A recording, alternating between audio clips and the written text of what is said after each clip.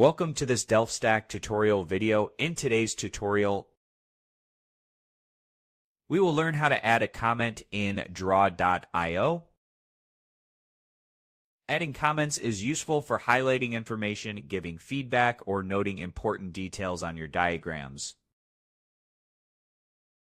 First, open any diagram in draw.io and click on the shapes icon on the left-hand side. To toggle the Shapes panel and make it easier to find items, use the search bar in the Shapes panel and type comments. You will see several comment shapes appear. Select one by clicking it and drop it into your diagram. Let's say I want to add this one. Just drag it into your diagram and make sure it's selected.